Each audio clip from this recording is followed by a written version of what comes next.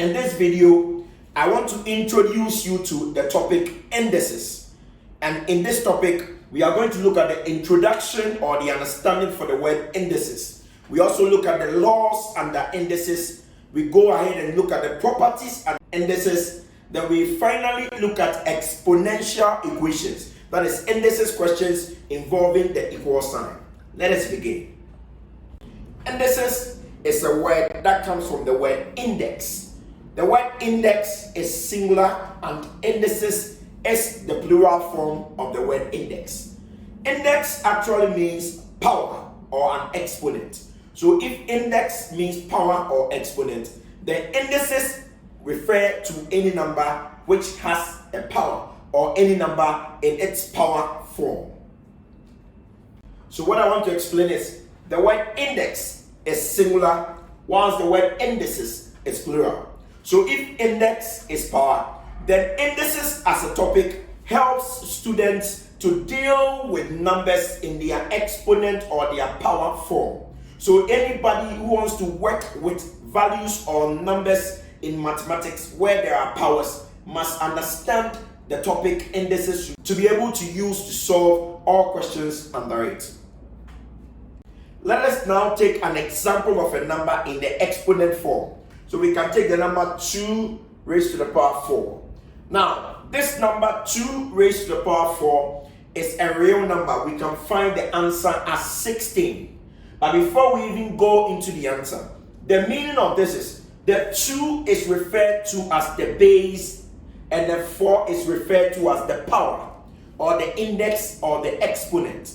So look at this. 2 is the one at the base having a power of 4. That is why it is a base. Now the meaning of this under indices is 2 multiplies itself 4 times. That is the meaning. So it means 2 times 2 times 2 times 2. 4 of it.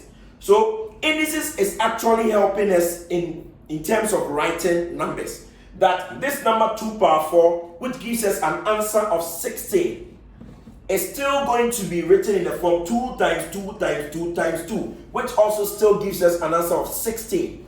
Now, these two ways of writing numbers, this one is more convenient and very easy to write, but this one becomes a little bit complicated or complex to write. So indices, therefore, is trying to bring a simple way of writing numbers in their exponent or their power or their index form so that it will be easy to manage with calculations. We can take more examples of writing indices or numbers in their index form. We can take the number 3 raised to the power x. This is an indices form where x becomes the exponent or the power or the index and 3 becomes the base. We can also take another number in the form half raised to the power 3. So the base of this particular indices number becomes half. That is 1 divided by 2. And then the power becomes 3. We can also take another number in the form 0.35 all power 4. So the base becomes a decimal 0.35 and then the power becomes 4. We can also take 2 raised to the power 1.67. So this is a base and this is a power. So still this is a number in the index form. We can also take a number like 8 raised to the power 1 over 5. So the base is 8 and then the exponent is 1 over 5. So what we are trying to say is we can write numbers in all forms to represent them in the indices format. To take more examples, we can even write a number like m minus 1 all raised to the power 3. The base is m minus 1 and the power is 3. We can also take numbers as 81 divided by 16 all raised to the power negative 3 over 4. Here 81 over 16 becomes the base. That is, the fraction is a base and the exponent becomes 3 over 4 in the negative exponent. That is negative 3 over 4. So this becomes an exponent, a power or an index, and this becomes the base. So all we want to talk about is indices have powers, or indices are numbers in their power or their exponent or their index form. So get ready to work with these kind of numbers. Now let's zoom in into the laws of indices. At this stage, I want to introduce you to the laws of indices. Now I want you to understand something here, that the laws of indices are actually like the guidelines for you to solve indices questions when there is a multiplication sign or when there is a division sign. So with the laws of indices, they are the must do that will help you to what? Solve questions under indices. So it means that if you have indices questions and you apply the law, it becomes easier for you to solve when you apply the law. Let us go into it. Taking the first law of indices, I have entitled this first law the multiplication law. This is very simple. It is a multiplication law because without the multiplication sign, you will not be able to apply the first law of indices. That means in the first place, you need to see a multiplication sign between the indices values or the indices numbers before you can go ahead and apply the first law. So in this particular illustration, I can see the base 2 with the power x multiplying another base 2 with the power y. Since I see a multiplication sign, my second approach is I'll ask myself whether the bases of the indices values are the same. Now the base 2, we don't care about the powers because it is not part of what we are looking out for. We are looking out for same basis with the multiplication sign to be able to use the first law. So I repeat, same basis with a multiplication sign. Somebody will ask, what about if the bases are not the same? Don't worry. Ahead of the video, I'll explain that to you so that you understand it perfectly. Now, once the bases are the same, please do me a favor. Write one of the base or represent the two bases with just one base because they are the same. This base 2, I represent it with one base. Then what I do is, this is actually the law. Since it is multiplication, don't multiply the powers. I repeat, do not multiply the powers. But since it is a multiplication sign, the law says you can go ahead and add the powers. Multiplication sign for adding the powers. So it becomes x plus y. So maintain the base, add the powers when you see a multiplication sign in the presence of the same basis. And this is the first law. I will not be able to add x to y because they are variables, they are unknowns. X and y are not like terms. So x plus y remains x plus y. So the answer becomes 2 raised to the power x plus y. And don't forget that this is a demonstration. Let's take a practical example on this first law. Let's take an example using the first law. Now in this question it reads, simplify 2 raised to the power 3 multiplying 2 raised to the power 2. Now because there are powers in this question, we consider it as an indices question. Then we check the bases are the same and there is a multiplication sign. So the first law of indices that I also call the multiplication law can be applied here. So since the bases are the same, I will then repeat one of the base. Somebody will ask, what about if the bases are not the same? That means we have to make them the same or we can't use this method. And we change the method. That will be ahead of the video. I explained that well to you in the videos ahead. Now, once the bases are the same, we maintain one. Because of the multiplication sign, we will have to add the powers. So multiplication, then you add the powers. That is the law. So power 3 plus power 2. Now 3 plus 2 is a real number. So 3 plus 2 becomes 5. So we're going to see 2 raised to the power 5. Now you can leave your answer in this form or you can convert this into a whole number. This can change into another form. So 2 raised to the power 5 can give us 32 with the calculator. That means 2 times 2 times 2 times 2 times 2. 2 multiplying itself 5 times gives us 32 as a number. So this question can be simplified into 32. Thank you very much. At this point, let us now take a look at the second law of indices. Don't forget that I told you without the laws of indices, it will be a little difficult for you to solve some of the indices question. So we always advise that you learn how to use the laws and apply them as much.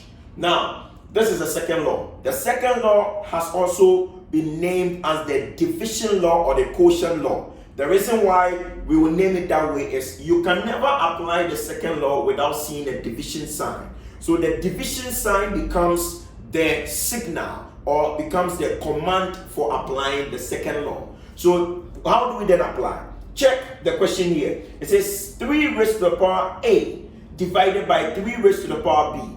Now you need to check something before applying the law. Check whether the two bases, or if they are more, check whether the bases are the same. And we have confirmed that base 3, the bases are the same. We don't care about the powers once the bases are the same. We would have to represent it with one base. So we represent a base.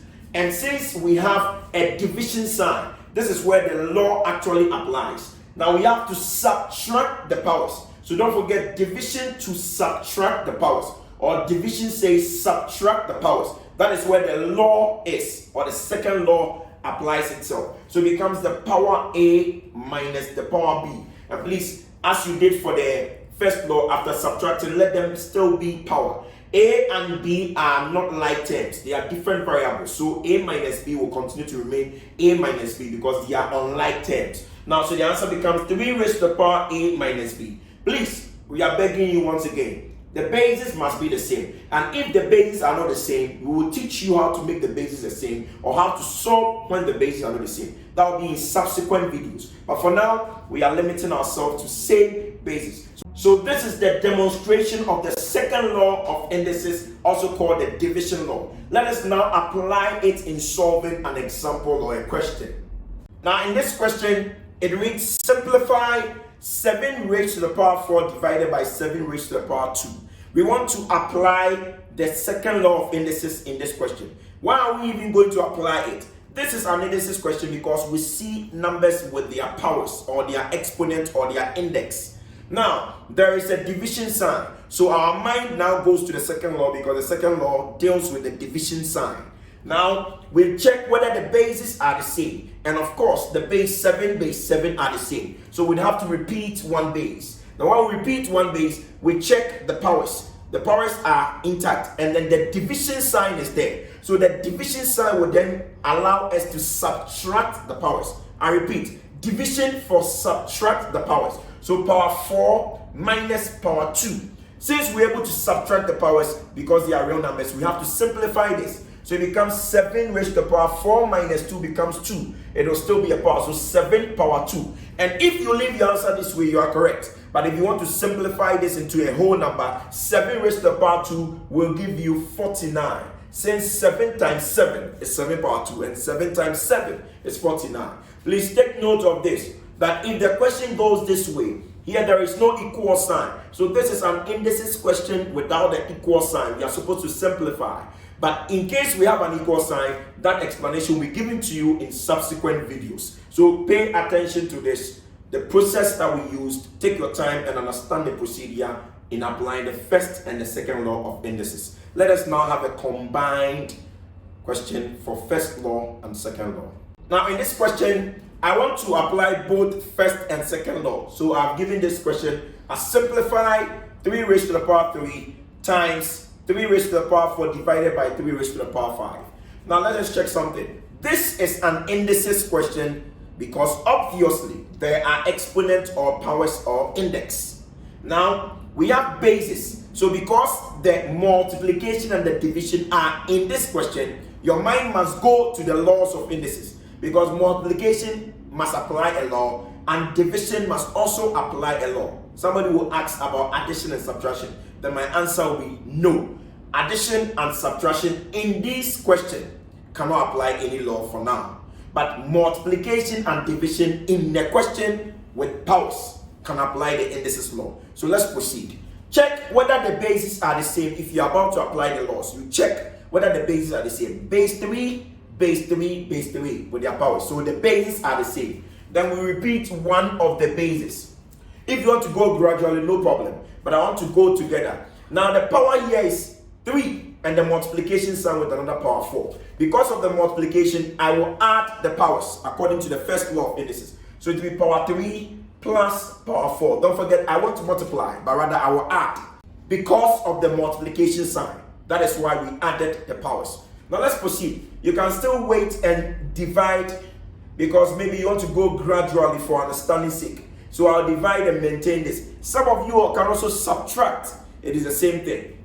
Then we come and say 3 raised to the power 3 plus 4. So 3 plus 4 is 7. So 3 raised to the power 7 divided by 3 raised to the power 5. You see, I went gradually. I first of all dealt with the multiplication side. Now that I got an answer for the multiplication, I want to deal with the division. You can also go ahead and deal with all three together. It is the same thing. At the end of the day, we'll get the same answer. Now, we have to then check. Are the bases the same? Yes. Division sign, so second law. So we maintain one base, which is base 3. Then we subtract the powers because of the division sign. So power 7 minus power 5. We'll end up getting 3 raised to the power 7 minus 5 is 2. 3 raised to the power 2. You can maintain 3 raised to the power 2 as your answer, or 3 raised to the power 2 means 3 times 3, which is 9. So we can finalize our answer in the whole number form as 9. So ladies and gentlemen, if you're watching me here, you realize that 3 raised to the power 3 times 3 raised to the power 4 divided by 3 raised to the power 5 should give you a final answer as 9. The method I used, I applied the indices laws. So take your time and go through. Thank you very much. Let me now introduce you to the third law of indices. Now the third law is also referred to as the power law. Now let me explain why. The third law actually doesn't affect the base. It rather affects the powers. The third law, as I've said, talks about the powers or deals with the powers of the base.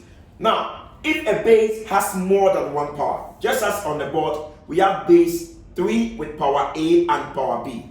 Because there are more than one power, specifically here 2 powers, this is what the law is saying. You must multiply these 2 powers on the same base 3. So that is what it means. Now 3 raised to the power A multiplying B, that is A times B, which can also be written as 3 raised to the power A times B. So you see, I'm just trying to use the different ways the multiplication can be used with the powers so that you know which one to choose. But I prefer the one in the brackets because it looks a little bit easier, or it looks presentable than the one with the multiplication. But either way, choose your choice. So 3 raised to the power A times B will finally become 3 raised to the power AB.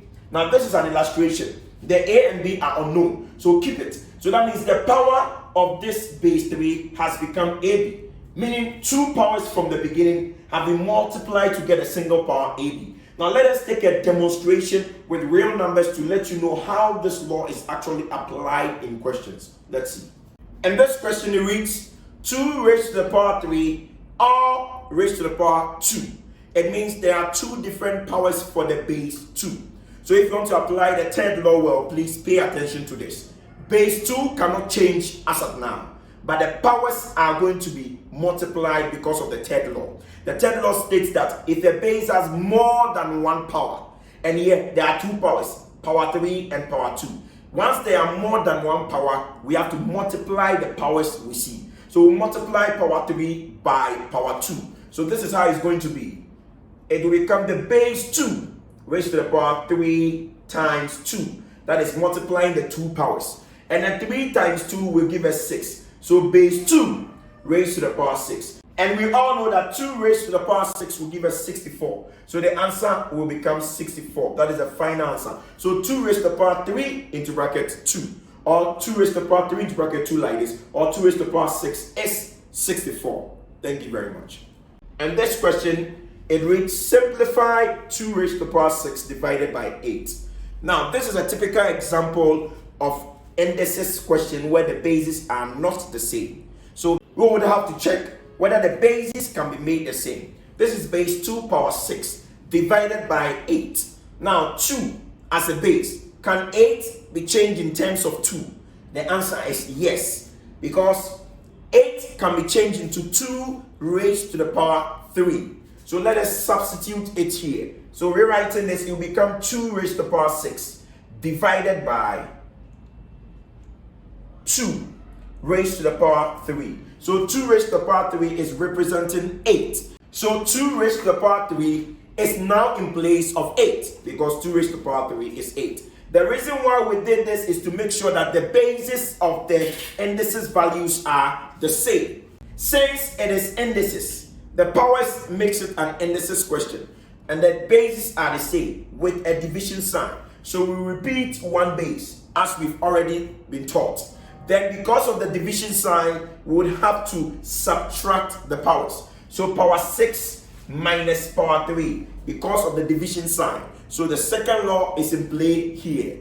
We continue simplifying. 6 minus 3 will give us 3. So 2 raised to the power 3. And of course, we can leave our answer as 2 power 3 in the indices form, or convert 2 power 3 into a constant number or into a single number. So 2 power 3 will be 2 times 2 times 2. And 2 times 2 is 4. 4 times 2 will become 8. So the final answer can be 8. So this question can be simplified into 8. Go through the method, take your time. I have really made it simple for you, so take your time and go through to understand the concept. Let us take another question. Applying all the laws to this particular question also, it reads simplify 7 raised to the power m times 49 raised to the power m. Now, this is an indices question with a multiplication sign. So we are looking forward to using the first law of indices. But the 7 as a base and the power m, and the 49 as a base and power m, there is something awkward about these two bases. The bases are not the same. So we have to make sure the bases are the same. So the next question we'll ask ourselves is, base 49, can they be converted into base 7? And the answer is absolutely yes. So let's convert base 49 into base 7. Then we have to repeat base 7 power m. Multiplying 49 can be changed into 7 power 2. So 7 raised to the power 2 will replace 49.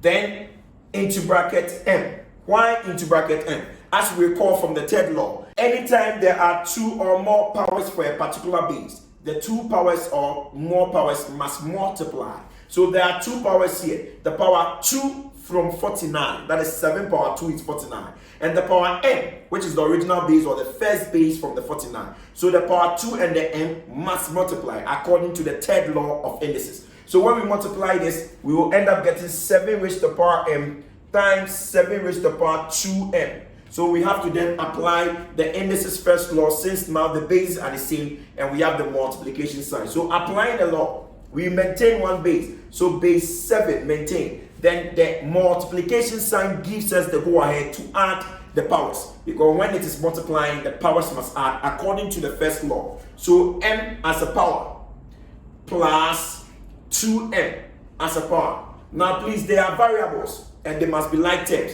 m and 2m are like terms. So we add these two to get 3m. So 7 raised to the power 3m. Now you can maintain this answer this way, or you can simplify further. But I prefer to maintain it here because we are still teaching for understanding in this indices video. Along the line or in subsequent videos, I will teach you the properties of indices where I can convert 7 raised to the power 3m into another value altogether, still with the power n. But for the meantime, let us maintain our answer here and let us focus on the ones ahead. So please take your time, go through the solution, use any method that can also help you, but most importantly, understand the method I have used here and try and arrive at the final answer. You can leave your comments in the comment section of this video so that I will answer you as you have asked. Please, if you have any problem, you can still consult me in the comment section, then I'll explain it further to you. Thank you very much.